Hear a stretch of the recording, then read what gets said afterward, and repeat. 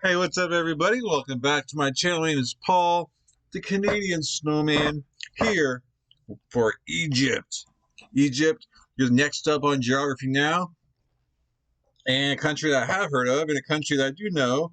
Well, don't know, but it's Egypt. Come on, everyone knows Egypt.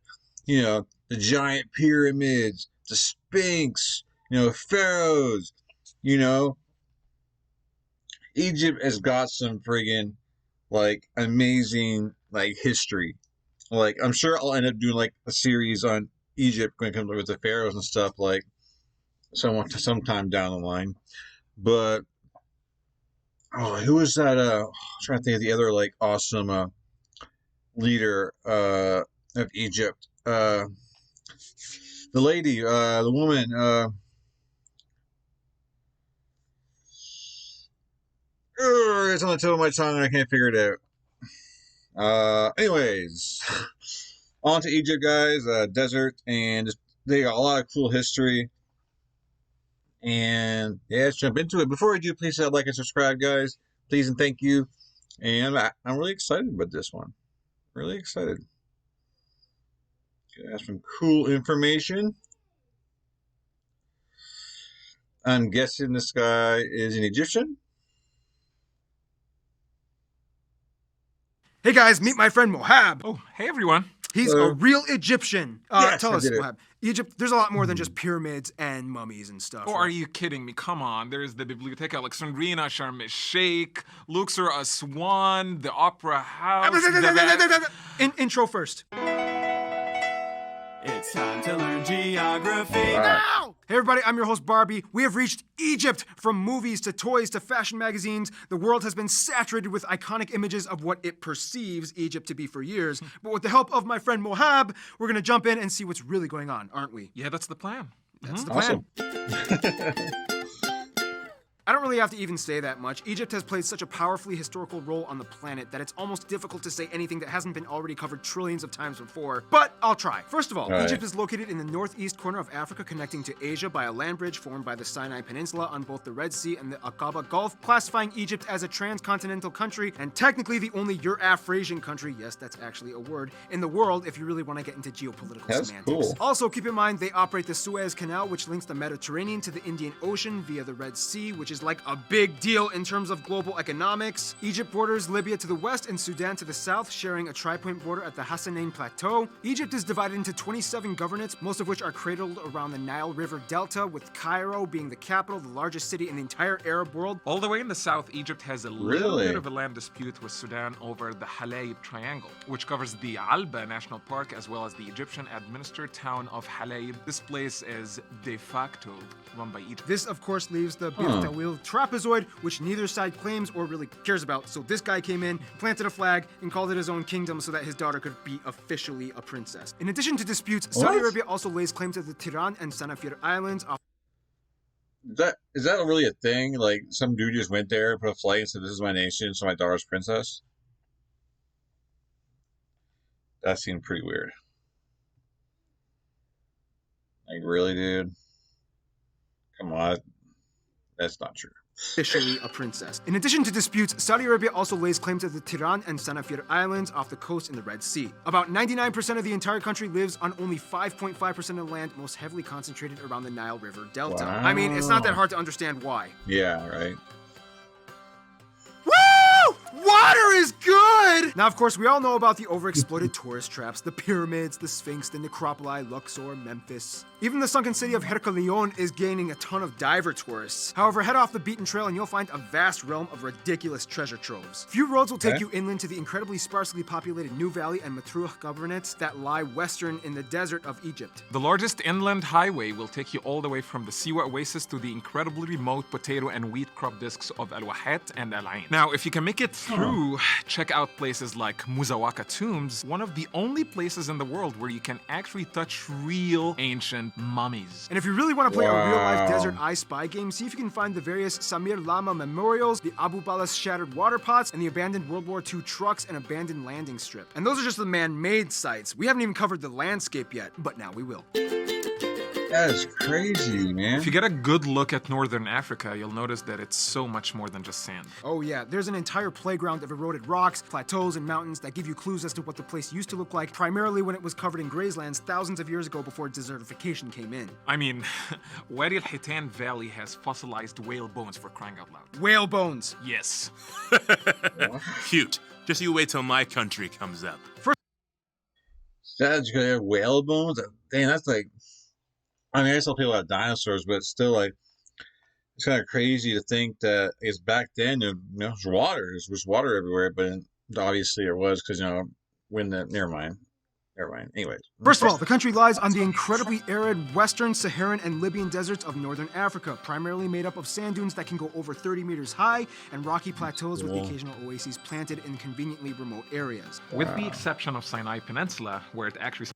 I'm sorry, but they have those, those horizons, they have where they have, bushes and trees and some water right there, just like in the middle of a desert. Like, is that really a thing? Because that's cool, man.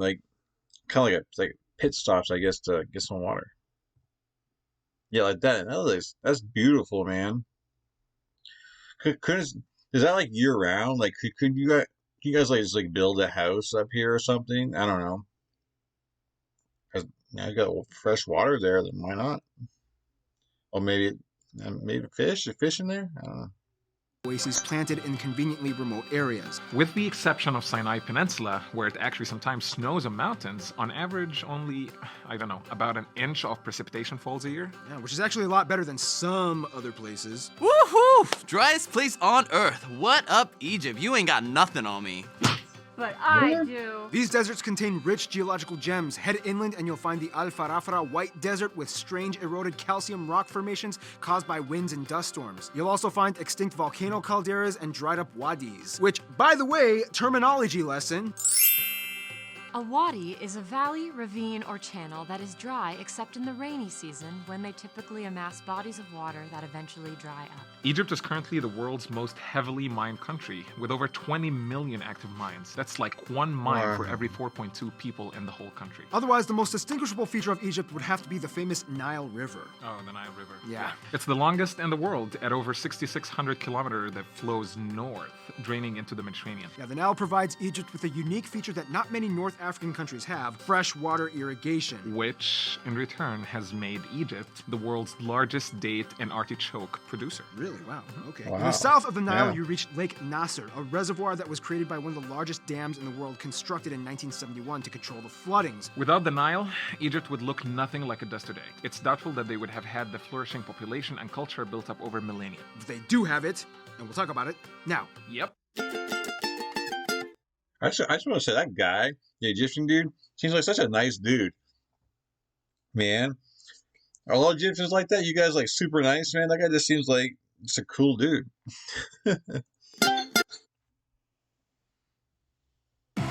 Why should your business go hybrid? With a hybrid cloud approach with IBM, you'll have the expertise of a team designing best-in-class strategies. We're just going to for your sit here for a business, minute. The same way a pit crew makes this car Bear hum. with us for this So commercial. you can focus on, winning. All right. Hey Mohab, what does it mean to be an Egyptian in the 21st century? What do you think? Jeez. That's a heavy question. Yeah. I don't even know where to begin. With a population around 90 million, Egypt is the world's largest Arab country and the third largest in Africa after Nigeria and Ethiopia. At around 91%, the country identifies as ethnically Egyptian, whereas the remaining 9% come from a wide range of nationalities like Turks, Greeks, Bedouins, Berbers, and Nubians. In a sense, Egypt is kind of disputably considered the world's oldest nation. Yeah, speculated to have started somewhere around 5,000-ish BC, Egyptians have gone through a millennia and millennia and millennia of kings, pharaohs, emperors, conquerors, sultans, empires, revolutions, and presidencies, which brings us to today. Egypt is not only huge, but is also kind of seen as the center of the Arab world, the crossroads between North Africa and the Middle East. Therefore, Egypt has a lot on its plate. Egypt alone contributes to over 15% of the entire African Union budget and is one of the largest economies in the Middle East and the largest and strongest military country in Africa with a mandatory draft for all males aged 18 to 30. Wait, Mohab, does that mean you were drafted into the military? Nah.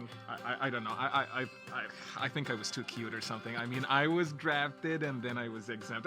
It's just a long story. We don't have the time for this, Paul. Anyway, Long story. Yeah. What? At somewhere around 80 to 90%, the majority of Egyptians are Sunni Muslims, with a significant number adhering to the Sufi orders, which is why a lot of Turks feel perfectly comfortable living there. Otherwise, the second largest group are Christians, mostly Coptic Orthodox. With an incredibly small amount of Egyptian Jews left, Egypt is also the center of Arab media and cinema, pumping out about 75% of all Arabic films since the early 20th century. Many filmed at Madinat al-Intaj al-A'lami studio in Cairo, which is considered the biggest multimedia studio in Egypt. Oh, so it's like the Arab Hollywood. Oh, yeah. Oh, Arab Hollywood. Yeah. Famous Egyptian actors like Adil Imam, Ahmed Zaki, Academy Award nominated actor in the United States, Omar Sharif, have graced the silver screen, making an internationally recognized name for themselves throughout the Arab world. They're very famous, aren't they? Yep. Everybody knows about them in the Arab world. Other notable icons would probably be Nobel Prize winners Egyptian writer and author Naguib Mahfouz and chemist Ahmed Zuwail, the first Arab scientist to win in a scientific field, and Peace Prize winner former President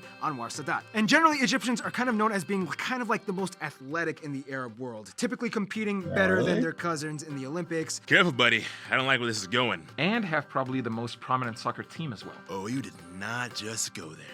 Arabic, or Al-Arabiya, is the official language. However, as a former British protectorate, English and to a lesser extent French are widely taught and spoken, especially in the younger generation, as it is widely taught in schools and as a second language or third language and used in the tourism sector. Look at me. How do you think I learned English? Yeah, exactly. In remote areas, you can find languages like Berber, the Nubian languages, Domari, Beja, and the Bedouins speak a dialect of Arabic that's unlike any other. And although many claim that Egyptians speak standard Arabic, they have a whole set of distinct slang words that really aren't used anywhere else in the Arab world. Muhab, take it away. انجز عاش قوي زيك ايوه انت جامد اخر حاجه يا نهار اسود وانت عامل ايه دلوقتي؟ Man, just wow. Egypt does have some of its vices, though. Yes, wages are generally lower here than in other countries in the Middle East, and yes, pension systems have suffered greatly due to the cost of living. Government policy also has trouble administering social security, inflation rates have exploded, and unemployment has increased in the past few decades. Primary education is mandatory and free, but typically underfunded and poorly monitored, and sometimes classrooms are overcrowded. Nonetheless, Egypt is a frontrunner in smart women. Today, there are more girls than boys in secondary education, and women make up 31% of government employees.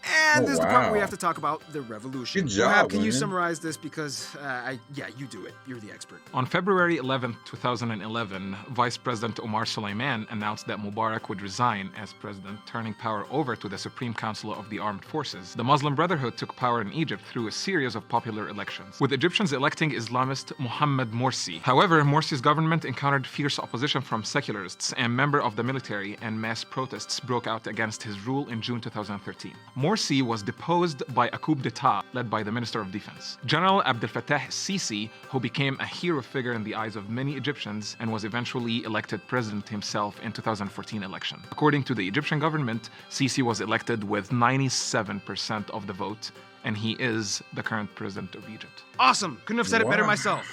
Literally, I couldn't have. That's why Mohab is my friend. That's Speaking of friends- crazy. 97%. That's amazing. Wow. You get to work with people who are super intelligent and will challenge you. Well, there's a commercial here. So, do you guys? Is there a mandatory draft? Like, you guys have to join them? Is that maybe a pass thing, or is that really true? You guys have to kind of join the military? Wow. In 3 years, will anyone in my high school graduating class be operating a nuclear reactor? Probably not. When it comes to friends, you kind of have to factor in two things for Egypt. What does the government approve of, and was it before or after 2013? First of all, Egypt is part of the Arab League, whose headquarters are in Cairo, so naturally they have ties pretty much with every Arab country in the world. Before 2013, they were really good friends with Turkey and Qatar, which were close politically in their views regarding development, but then after 2013, ties were dramatically strained and they favored Saudi Arabia more, especially after they gave them a lot of moral and financial support. Keep in mind, the general public has a lot of different opinions on this, and there is no universal consensus. Then we get to Israel and Palestine. After the peace treaty was signed in 1979 in Camp David, the whole world was watching, and Israel agreed to give back the Sinai Peninsula that they occupied after the war. In return, they asked to just stop the fighting. This was the first time any Arab country signed any kind of agreement with Israel. Nonetheless, today, the agreement to them is just on paper, and most Egyptians don't even quite favor Israel that much, so for now it's just kind of like saying, I'll hold my ground until you do something. Keep in mind, this is not an anti-Semitic thing, but rather an anti-Zionist thing. Egyptians have a long history of cooperating with Jews. In terms of Palestinians, Egyptians totally support the Palestinian cause, and they do share a border at the Gaza Strip. However, due to the potential drama, the border is closed indefinitely, rarely opening on special occasions. In terms of their best friends, Egyptians would probably say Sudan, the Emirates, and Kuwait. There have been no disputes with the Emirates, and Egyptians love visiting and working there. They supported Kuwait in the Gulf War, and Egyptians are treated nicely in Kuwait. Sudan is kind of like the cute little brother who is just starting to learn how to ride his bike without training wheels. They need a little help sometimes, but Egypt likes helping them and loves them. At one point, they were even part of the same country. In conclusion, you cannot understand the Arab world without understanding Egypt. Egypt is the central hub responsible for the development of an entire world of Eastern culture, and even after millennia, the story still goes on brightly as ever. Did I get that right, Mohab? It's like you're reading in my soul. Stay tuned. El Salvador is coming up next.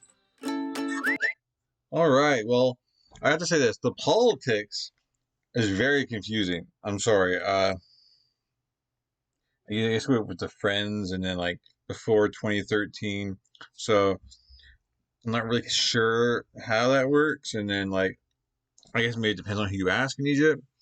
But like all the other stuff was super interesting. Like Egypt, like you're basically the center of everything. It seems like right there. I mean, everything goes through you guys. You guys are very important, and it just seemed like you guys have everything going on. You know, like maybe like I said, the women are like super smart, and man, there's a lot of information thrown at me. It was just like wow. But anyways, guys, please hit the like and subscribe button, guys, if you haven't yet. Definitely a lot of information and definitely a great episode. It's definitely, because like I said, there's a lot going on and learn a whole bunch of stuff new besides stuff I already knew when it came to like movies and stuff.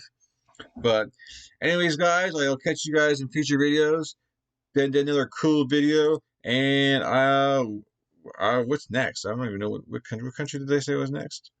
We got El Salvador is next. So hope you guys continue this journey with me through every country in the world, alphabetical order, guys. Remember this. So anyways, guys, peace, and I'll catch you guys in future videos. I'm out.